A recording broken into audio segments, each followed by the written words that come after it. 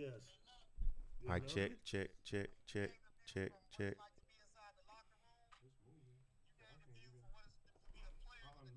Yes. Oh, I need to get my phone. I appreciate that. I appreciate that.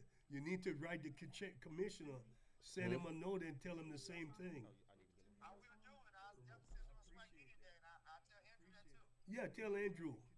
You know, Check, check. I give them something different, you know, that they never had before. And I try to put everybody in the dugout, in the locker room. You know, I try to let them have it. And you broke a lot of plays. How can you hear it? Yeah. Like they try to go to the next Can you hear it on your phone? No, I don't have. Yeah. That's right. Well, the guy didn't know. You talking about Charles Edmond? The guy was doing the play-by-play. See, he was worried about the doing play at home plate, which they got to replay. That's not the play. Had the guy who stopped at second had gone to third, they would never had that play at home. You got me? Yeah, and you broke it down. That was Yeah. a traveling from the baseball coach was listening. They was like, hey, I learned something. That's right. Okay. All right. Okay, take care, Cameo. All right, Cameo, I'll give you a call in a minute. All right. Cameo like that, huh? Mm-hmm. Okay, take care. All right, Cameo, I'll give you a call in a minute. Check, check. I heard it on there. Can you hear me? Mic check 2, 3, 4, 5. We good? All right. Start this thing go. Mic check 2.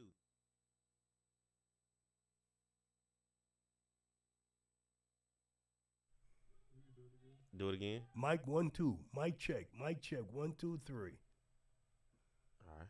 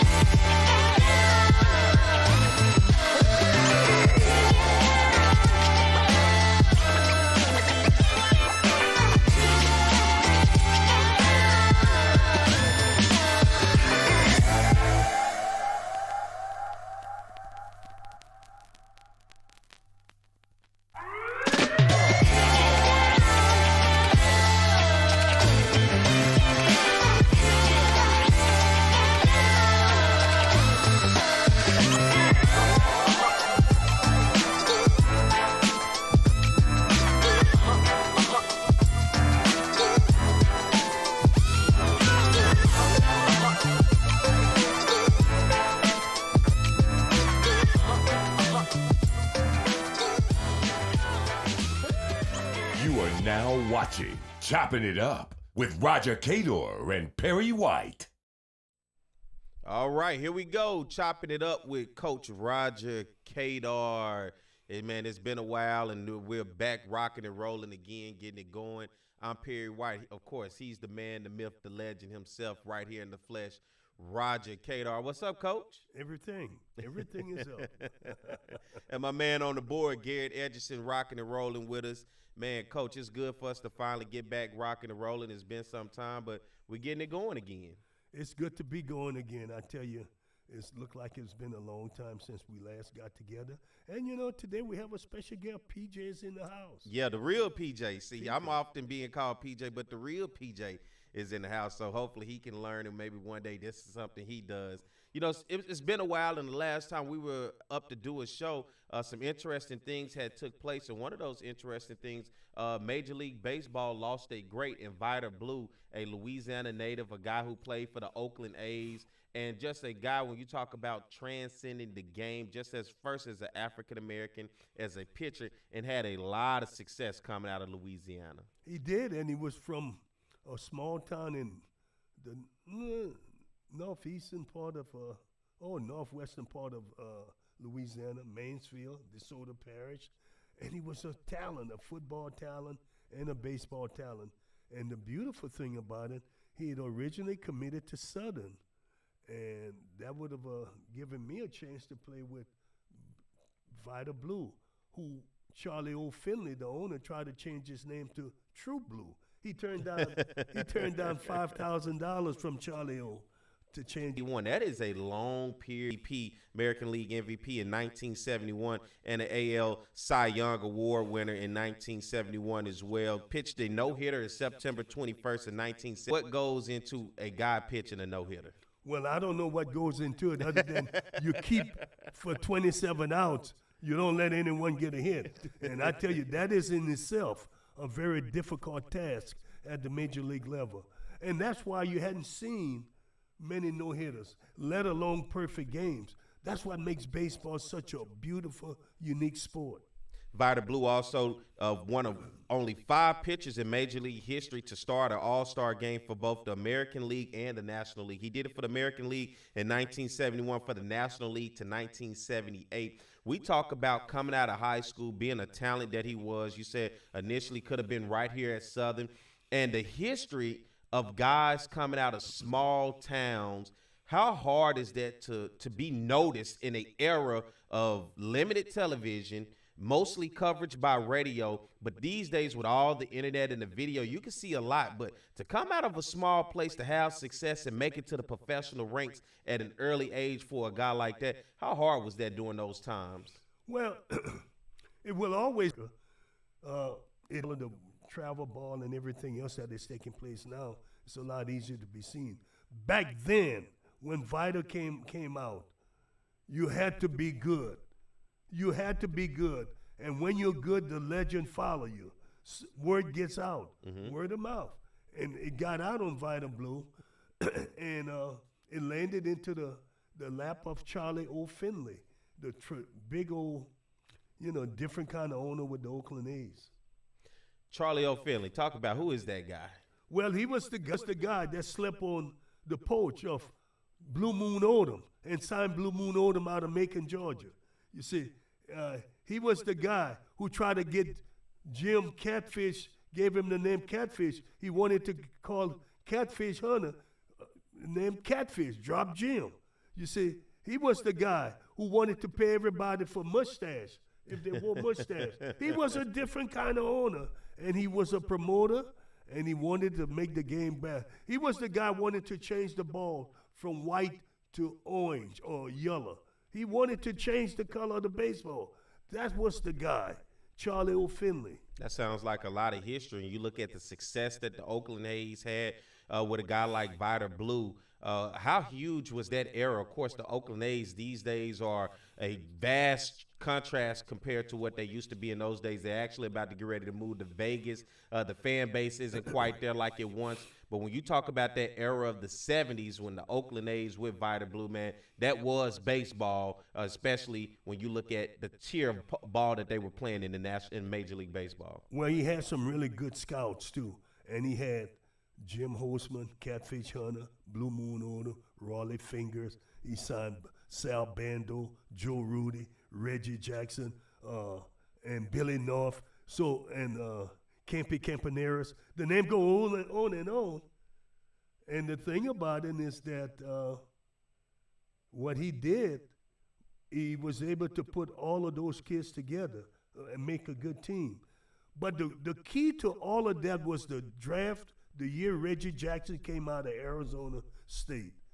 When the Mets had a chance to draft Reggie first, decided to pass on him, and he landed in the hands of Charlie O. What a lucky son of a gun. You know, and how foolish and stupid the Mets were to let that be a part of them not drafting one of the greatest baseball players, a guy who was a big-time winner. You know, he was the straw that stirred the milk, so to speak. I haven't never heard the straw that stirs the milk. Well, he said that, and he gave himself Mr. October. He said he was Mr. October. See, he realized he had to sell himself. And, you know, overall, you look at coming out of small town Louisiana, like I talked about, but when you start to look at history, when we look at the greats that have come through, but Vita Blue was just going to be one of the many greats that have come through the doors of our HBCUs, particularly Southern and Grambling in the state of Louisiana. I agree with you 100% because, remember, it was something about America. It was really rural to a large extent. America was a rural country with very few players coming out of the big cities. Remember, a lot of times kids out of the big cities didn't want to come to schools that were located in the country. A lot of historical black schools were in the countryside. And so a lot of them didn't come. So people went back home and they got kids to come back to their school. And that's how we got a lot of those kids. Coaches didn't go out and recruit them. It was people who graduated, went back home, and told them about this great player, and that's how we got many of them. You look back at those days, it was about community, quality of life in other places in which you start to lose that disconnect of what the community used to be, especially when you kept that door revolving, door open, going from small town Louisiana. In order, if you were going to make your life, had a chance to make your life better. This may not be the case today because there are the opportunities you can do without a college degree. But back then, there was no way without a college degree you could get any job that was going to pay you a decent salary. You look back, give me some names, a historical perspective of guys, even throughout the SWAC, maybe before your time and during your time, of some historical names of guys that could have went on to MLB, but they ultimately were in college and became, I guess, in their time, not the superstars of the world that we would see today, but respectfully in our realm, the superstars of the game during this time. Well, now you're putting me to the test. You know, you a coach? You don't like challenges? Well, I love challenges. I've lived a life full of challenges. That's right. My life has been loaded with it. Against all odds. Well, but the problem is, how can I remember the names of all the people? That's where the challenge come in. But no, there's been a lot of people who were, you know, back in the days, that's what they did. They went off and came back. I know a lot of guys when I was at Southern who had gone and play pro ball, didn't make the big leagues, but they came back to get that degree, and they were volunteer coaches. And they taught us a lot of things. Came to Southern on his way to Florida. You know the one thing Lou Brock taught us base running. I became one of the greatest base stealers in minor league baseball, and my record will show it because of what Lou Brock taught. Lou Brock taught that it was the lead from first and the steal to second is 13 steps. 13 steps. And I used to practice it every day and count how many steps. Got the 13 steps. And Lou Brock taught something else. He said the great base stealers learn to geometric on how you got to take away what the advantage of the other team. Mm-hmm. So he said when your pitcher is on the rubber, you want to, as a base runner, you want to get closer to him. What does that do? Peripheral vision. He would make the players go stand on the mound and say, I'm going to stand back here, and then I'm going to stand here, and you tell me what looks closer to the bag. Mm-hmm. And you know what? I try to teach that. And people won't listen. They have been taught wrong by so many people. They refuse to do that. And you give the pitcher that you're closer to the bag when you're really not. You're the same distance, but because of the angles, the angle messes his vision up. And people won't listen. Those are little things of the game, man. And that's why Lou Brock was a great base stealer. Mm-hmm. Wasn't the fastest runner, but he was a great base stealer because he knew how to take advantage of the 13 steps. And you talk about a guy like Lou Brock, who is, the name itself is legendary. And how big was that? Did it, when he was around, could you feel the superstar status when he would come back around Southern? Not really. Remember, Lou Brock told a story. When he was at Southern, he walked on. Mm-hmm. Nobody knew who he was. And he said he hadn't eaten in 2 days. And he went out and he fell out, fainted. And they felt sorry for him, said, give the lad a swing or two. That's what they said, let the lad swing. And his first 2 swings, he hit the ball out.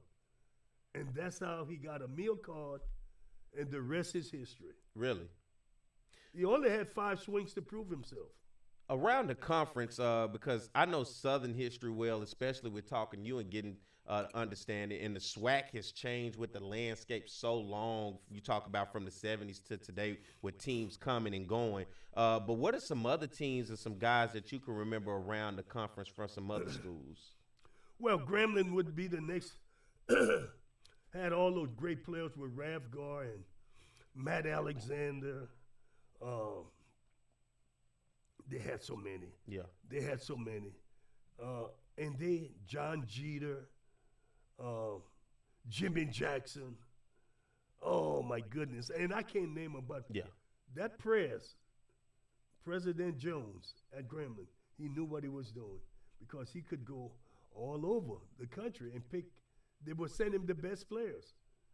And he had them. And they could run like you wouldn't believe. And then I'm going to tell a story that Rav Gar told me. Rav Gar played 16 years in the big league. Said they had so much speed, and Press was coaching third. And it was a tight play at home. With the player sliding into home, the Press slid into home also. And not into where the base was, but in the dirt area. Yeah. And he got up, brushed himself off, and looked. It's not that way anymore. What did you think as the eras went on, did you start to see the change of coaches like that, including yourself, where it started to change to something a little bit more different? Well, I didn't want to ever change it because I love what it was all about. Mm-hmm. But the NCAA and white coaches changed things. They didn't want entertainment as a part of the game. They throw at these superstars. We were mentioned by the NCAA as my players singing too much in the dugout. I wanted them to sing. I thought it was beautiful. What do they mean singing too much? What was the problem? They didn't want it. Oh. That's the NCAA. But I thought it was a beautiful thing. I heard some beautiful chant coming out of that dugout. I was in the third base box and it would hit me. I said, man, this is really nice. Uh-huh. And that's the kind of guy I was. I'm not crazy. If something sounds nice, I want to hear it. And the creativity of chants, too. The creativity, yeah. The chant, man, is just beautiful. All right, let's get ready to take a break. We'll come back and we'll continue the conversation. The more chopping it up with Cador. I'm Perry White. He's Roger Cador. My man on the board, Garrett Edgerson. We'll be right back after this, all right? Some Baton Rouge business travelers travel out of Baton Rouge. Some don't. The ones that do know BTR is all about being closer, more convenient. with non-stops and short hops to anywhere their business takes them. They also know not flying BTR means more traffic, longer lines, and wasted time. So if it's about going from driveway to runway with a lot less highway, isn't it about time you flew BTR? Baton Rouge Metro Airport. It's about time. Smart Baton Rouge business travelers travel out of Baton Rouge because BTR is so close and convenient, they're always one step ahead, rather than dead on their feet. So, isn't it about time you flew BTR? Baton Rouge Metro Airport. Getting a letter from the IRS that you owe back taxes can be scary, but it doesn't have to be. Call Go Tax Resolution in Lafayette at 337-420-1040 today. We'll help stop garnishments, levies, and seizures immediately. With over 35 years of dealing directly with the IRS, our team of local professionals will help you pay the least amount possible. So if you owe back taxes to the IRS, you need help. Call the tax professionals at Go Tax Resolution in Lafayette at 337-420-1040. Your go-to tax relief. Looking to get some keys made, locks rekeyed, or a wide variety of new and used safe? Then look no further than the trusted choice of Alfred Safe and Lock. Conveniently located off of Government Street in Mid-City, Baton Rouge. Trust the expert locksmith at Alfred for all of your residential, commercial, and industrial lock and safe needs. Trusted by Baton Rouge and me, Roger Cador, to protect what is yours since 1946. Take your fun full throttle with a single touch. There are places to fly high, swing low, or make the old bell ring. Your targets are in sight. Better your game by playing ball of almost every variety. Need to catch your breath? Have a passion? We've got the place. Gear up for where the rubber meets the mud, or stir up memories of a lifetime. Reach new heights, gravitate towards something out of this world, even travel back in time. You might like a little drama in your life, or get in touch with your inner nature lover. Release some pent-up energy while you're at it. There's plenty to do beyond the swing sets. BRAC, we're more than a playground. Hey, Coach Roger Cador here. There's something about teamwork that brings the best out in any business. When I need a tow, I call Roadrunner Towing. Roadrunner's 4 generations strong and homegrown right here in Baton Rouge. Thanks, Coach. There's no job too large or too small. Call Roadrunner for quick, reliable, exceptional service. We don't want an arm and a leg, we just want your toes. And remember, take time each day to be a blessing to someone. Thank you. Some Baton Rouge business travelers travel out of Baton Rouge. Some don't. The ones that do know BTR is all about being closer, more convenient, with non-stops and short hops to anywhere their business takes them. They also know not flying BTR means more traffic, longer lines, and wasted time. So if it's about going from driveway to runway with a lot less highway, isn't it about time you flew BTR? Baton Rouge Metro Airport. It's about time. Smart Baton Rouge business travelers travel out of Baton Rouge because BTR is so close and convenient, they're always one step ahead, rather than dead on their feet. So, isn't it about time you flew BTR? Baton Rouge Metro Airport.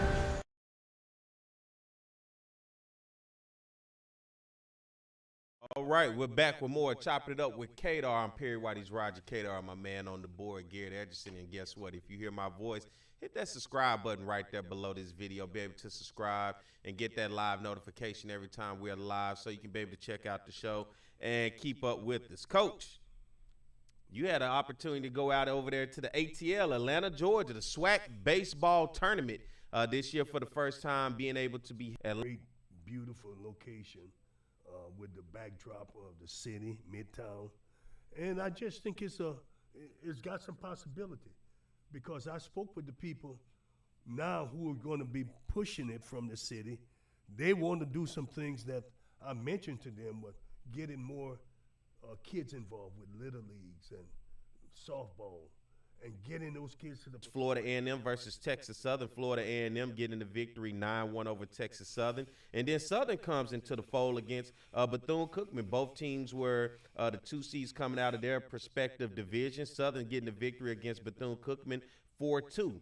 Alabama State, big bad Alabama State, who seemed to have been the favorite in this tournament, took on Prairie View in that game 3, getting a big victory, 11-1. And then Grambling State, the leaders out of the SWAC West, who won the SWAC West division title of the regular season, took on Jackson State, won 8-7. That was day 1. You come into day 2, Prairie View taking on Texas Southern. They sent Texas Southern home in an elimination game 9-7. Bethune-Cookman and Jackson State in one hell of a game, coaching an elimination game. Bethune-Cookman wins that game 12-11. Hard-fought game for Bethune-Cookman against Jackson State, and that will get the victory 9-8 against Florida A&M. And then the Bayou Classic on the diamond. Southern and Grambling, you was talking about the history of Grambling and as well as the history of Southern. Grambling getting the victory 7-3 over Southern, putting Southern in that elimination bracket. You come to day 3. Prairie View and Florida A&M. Florida A&M gets the victory 1-0, sends Prairie View home in that elimination game. In a game that I really had a lot of respect for Bethune-Cookman, especially late. They found themselves behind in this game, but found a way to get it done against Southern in an elimination game, getting the victory 10-6 over Southern University. And then the heavyweight match, Florida A&M and Alabama State. These two teams have met about 10 times this year. Florida A&M found a way to get Alabama State out of there, putting Alabama State in a tough situation. Florida A&M 8, Alabama State 6. And then Bethune-Cookman and Grambling State in an elimination game. Bethune-Cookman, Florida A&M against Alabama State. Once again, Florida A&M gets it done, 8-4. Grambling State and Bethune-Cookman. Bethune-Cookman, the bats really got the rolling in this one, 14-4 against Grambling State. And then in a matchup for the SWAC championship, 2 new programs. And you talked about this during your broadcast of the game. You look at Florida A&M and Bethune-Cookman. Both programs just joined the SWAC just 2 years ago. And Florida A&M, Bethune-Cookman, newcomers coming out of the Mid-Eastern Athletic Conference, the MEAC, met for the SWAC championship, and Florida A&M getting the victory over their rival. Bethune-Cookman, 2 rival schools for the SWAC championship, 9-6. And FAMU wins their first SWAC title ever. Well, and I think teams better watch out for baseball in the SWAC, and possibly could be watching for football. Let me tell you what is going to happen with Bethune-Cookman and FAMU in baseball. They have advantage that with the junior colleges and all the baseball that is played in Florida. Now, Texas have the same advantage, Prairie View and Texas Southern, but I think those two teams are unique, different, in that they can get the Latin American players. They got the Puerto Rican, the Venezuelans, the Dominican kids, and who families have situated in Florida, and those coaches can either go to Puerto Rico and get those kids. So I think they have an advantage there. And the reason I said it is because the kids who come from the Hispanic background, they are taught the baseball from knee high, and they are taught properly by former big league players. And they learn, those kids are disciplined, and they want to play baseball. You had the chance to do the calls of each game with Santoria Black and Charles Edmond, as well as Charles Bishop out on the side.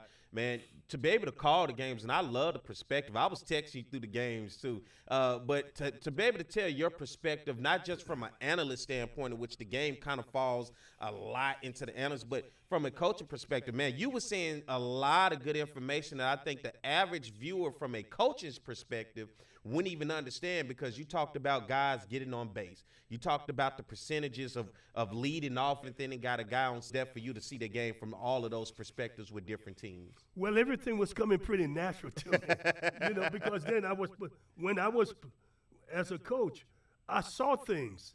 I was able to see things before they happened. And not a lot of people, it has to happen before they could see it.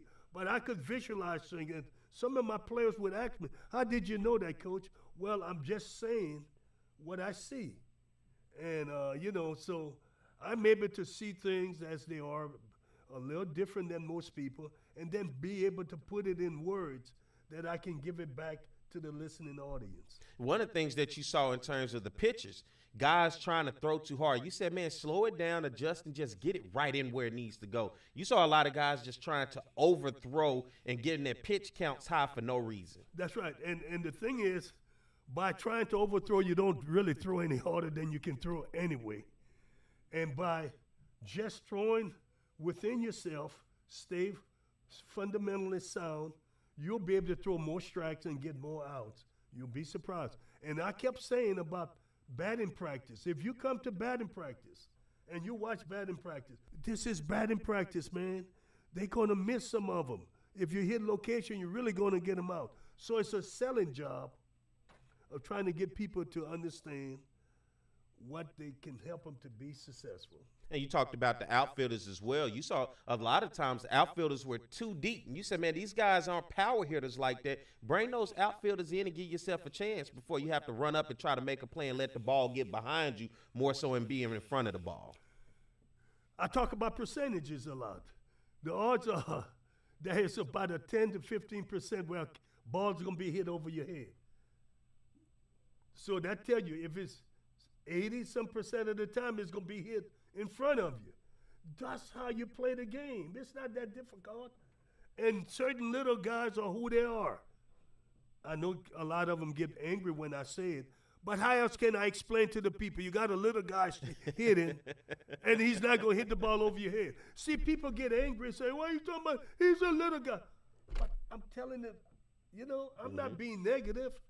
If you're 5'6" and 150 pounds, not many 5'6", 150-pound guys going to drive the ball over your head. So you play the percentages, okay? Give them that 10. Boy, if you're gambling, you wouldn't mind winning 85% of the time. I would not mind winning 85% of the time. There you go. That's the same thing. This is why I kept saying we're playing with house money here. I kept mentioning when you walk them, but I kept mentioning it because I wanted to let people know how important it was. You don't want to walk the leadoff hitter. And that happened a lot because it goes back to those pitchers overthrowing, trying to put a lot of heat on the ball when it just slow down and adjust. And that's when I became a fan of Bethune-Cookman. If you watch Bethune-Cookman and Southern in that elimination game, Southern found a way to claw back into it. But Bethune-Cookman found themselves behind the 8-ball, and they did exactly what you said. And that's when I was like, man, it's good to hear Coach's perspective because Bethune-Cookman's coach went out there. He calmed his pitcher down who had put him in a tough situation. He started to throw those strikes, and he put them back in a position where when they were on offense, they had an opportunity to hit the ball. And Bethune-Cookman is not the fastest team in the world because I know you talk about stealing bases and base runners. Very slow. Very slow. But they can hit the ball, and they're efficient when you need them to hit. Well, they didn't try to overswing. See, they stayed within themselves. They stayed toward the middle of the field. And they enjoyed quite a bit of success, and that's why they were in the championship game. What did you have a game where you probably enjoyed the most? Because that Jackson State Bethune-Cookman game, that 12-11 game, was one heck of a game within itself. Well, I thought the Alabama State FAMU game when FAMU lost to Alabama State when they won it in the last inning, Alabama State, the one game they won. I thought that game, because Alabama State, Bethune-Cookman had the game, and that could have been the dagger in FAMU's heart. But they were able to overcome it and win. The next day, beat Prairie View 1-0, which was a terrible game. 1-0. What was up with that terrible game, Coach? Well, it was neither team played with any energy. Yeah. You know, it was, no energy. And they're just fortunate they scored one run and won the game. You look at Alabama State, of course, was the favorite. FAMU, Bethune-Cookman both found a way to get it done. But when you look at the tournament overall, what team was you most impressed with? Well, Bethune-Cookman, I like their balance. They were balanced. But I like Alabama State. They had really good players. They were the best team there. They just didn't win.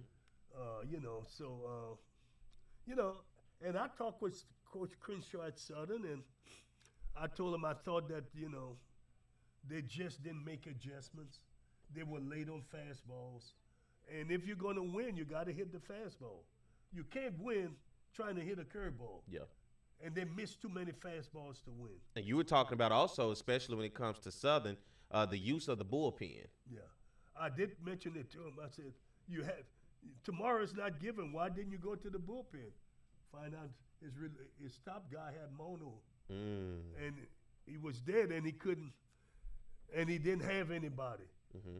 You know, this is why I kept saying when people say, "Oh, I got 4 arms or 6 arms," if they got them, why didn't they use them? That's right. You got me? Mm-hmm.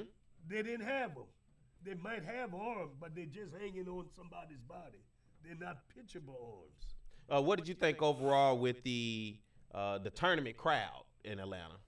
The crowd had a lot of energy. Again, I'm thinking we can do better because, and I think the commission wants me to be more involved in that. He did mention he wants me to get involved in that. Mm-hmm. I'll get the people in there. It's not that hard. It's not that hard. Because you got to believe. Yeah. You got to believe. Next year, Coach, I want to join, man. I want to get on the broadcast staff, man. G, what's up? Hey, we could go. Coach, do you think Atlanta is too far away from everybody's fan bases? No. They enjoyed it. The fans who came enjoyed it. And when you got Atlanta really worked for FAMU, worked for Alabama State. It worked. Those were the 2 schools the closest. Mm-hmm.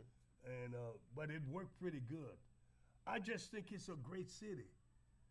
We could put it other than Baton Rouge. Nobody's going to show. You know where else you play? Other than Baton Rouge, no one is coming. So it ain't like it's too far away. It's you know, people just not going to come. A lot of people were able to fly into Atlanta, which people didn't know. See, because they had good flight. You got a lot of airline flies in there. You got good prices. You got me?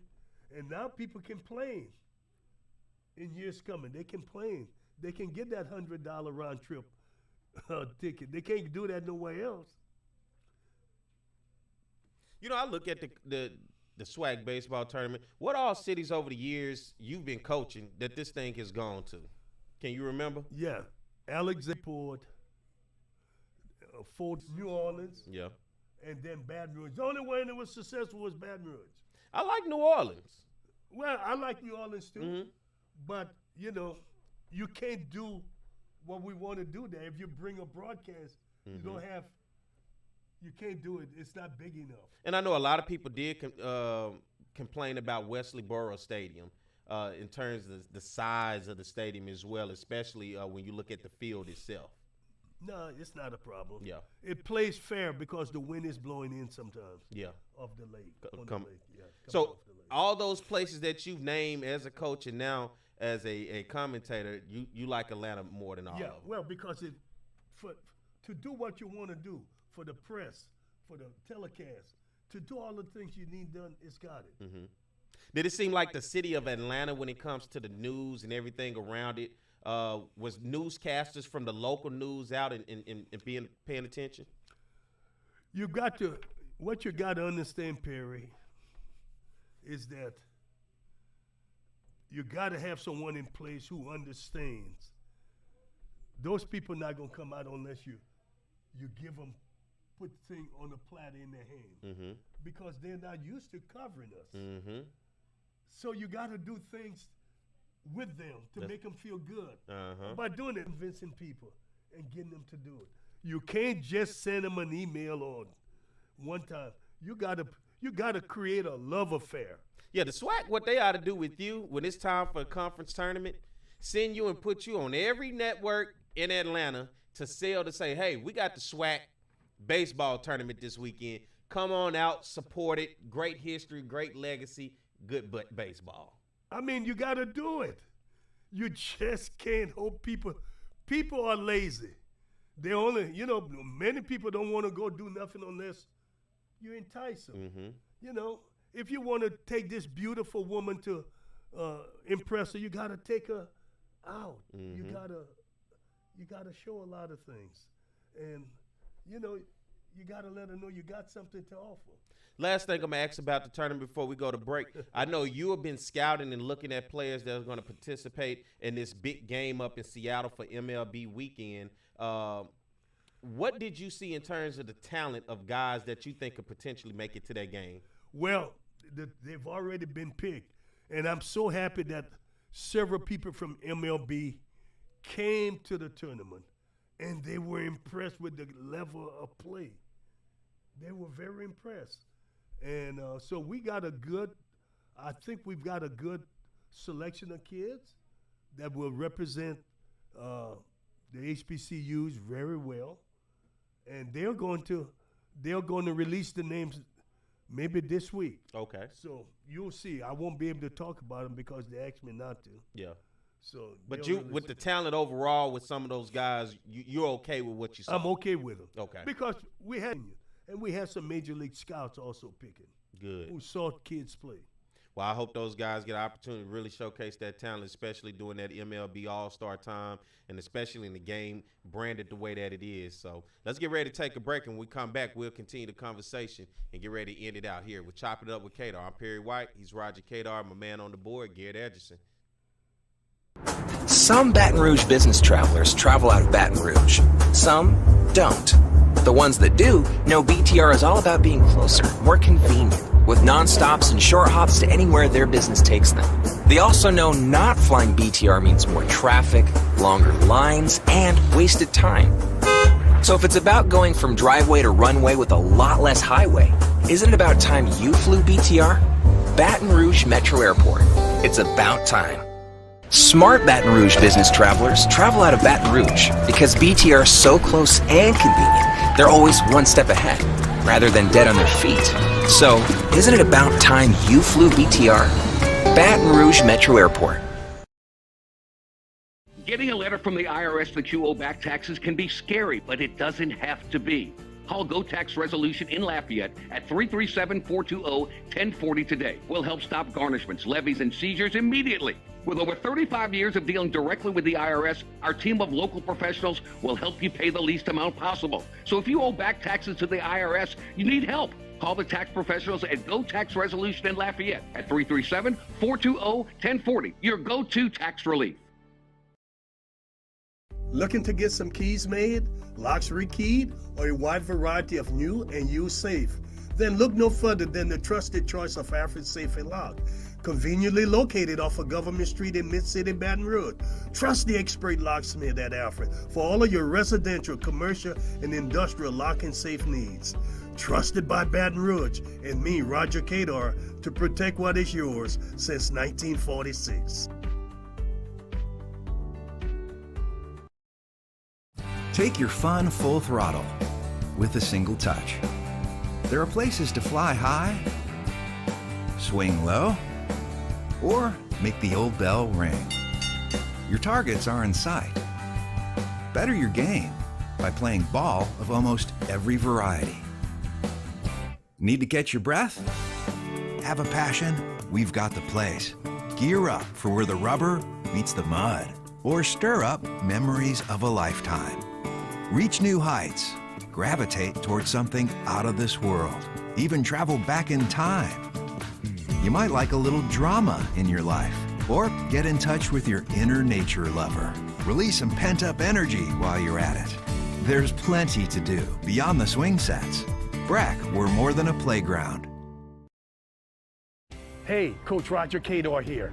There's something about teamwork that brings the best out in any business. When I need a tow, I call Roadrunner Towing. Roadrunner's 4 generations strong and homegrown right here in Baton Rouge. Thanks, Coach. There's no job too large or too small. Call Roadrunner for quick, reliable, exceptional service. We don't want an arm and a leg. We just want your toes. And remember, take time each day to be a blessing to someone. Thank you. Some Baton Rouge business travelers travel out of Baton Rouge. Some don't. The ones that do know BTR is all about being closer, more convenient, with non-stops and short hops to anywhere their business takes them. They also know not flying BTR means more traffic, longer lines, and wasted time. So if it's about going from driveway to runway with a lot less highway, isn't it about time you flew BTR? Baton Rouge Metro Airport. It's about time. All right, we're back with more Chopping It Up with Cador. Of course, I'm Perry White. He's the legend himself, Roger Cador, my man on the board, Garrett Edgerson.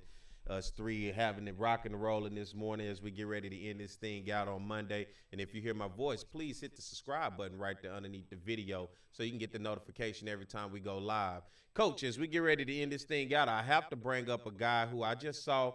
He studied breaking the color barrier, even in 2023. This is the second time I've seen him, but former Southern University baseball coach. He took over after your legacy.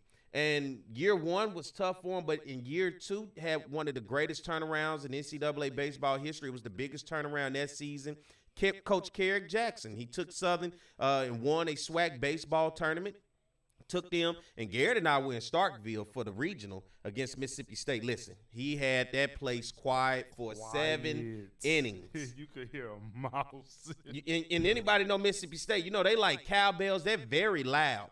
It started out like that in the first inning, but that place was quiet. They ultimately fell to a late inning error in the 7th inning by the second baseman and fell short, and then the next day got put out against Miami. But Coach Carrick Jackson had a turnaround, did some great recruiting, ultimately left Southern when he did some work around MLB, rehired at the University of Memphis, became the first black coach in Memphis baseball history. This year led them to 27 victories, the most they've had since 2017, and then now being named the head baseball coach at the University Eastern Conference. Thoughts on that?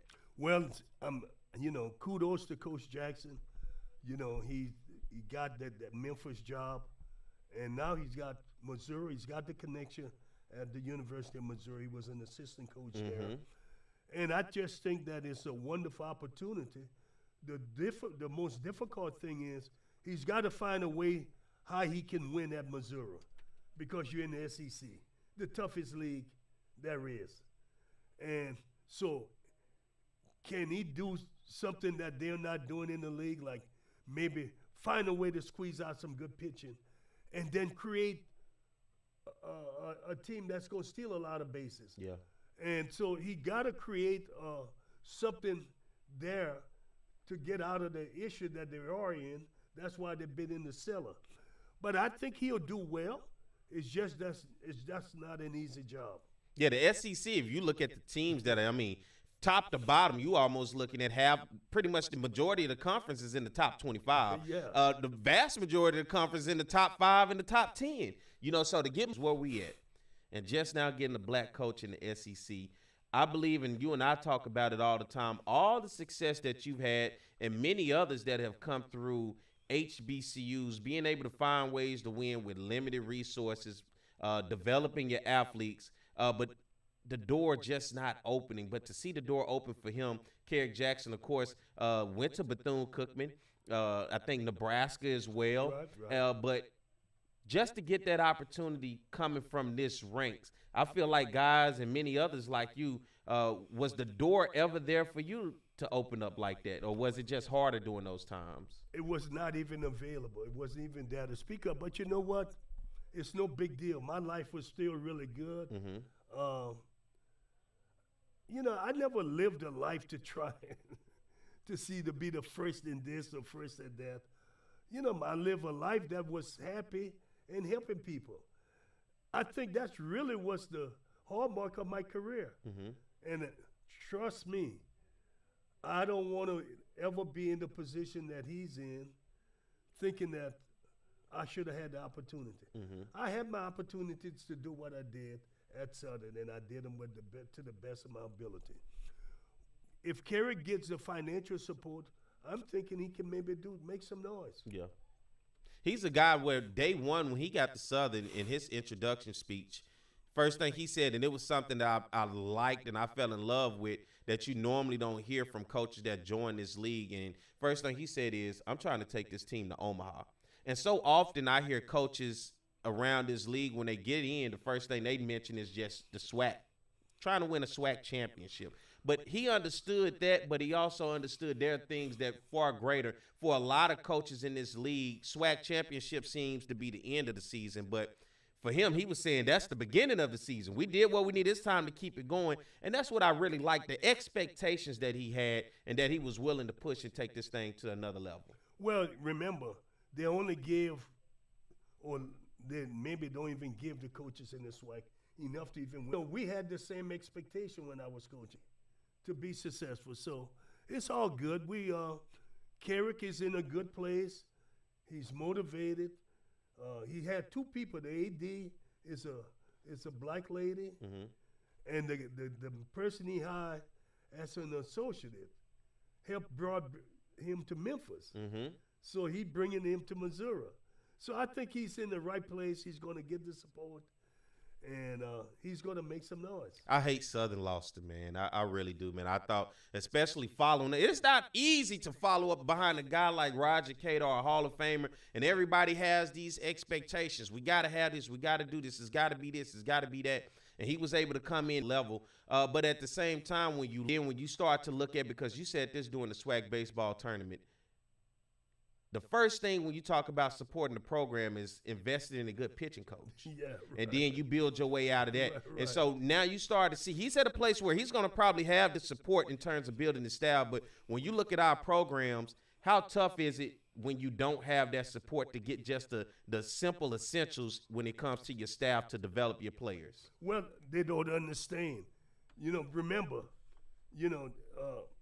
they're just not going to do it because that's not a big pot at the end of the rainbow where they can get their money back. Yeah.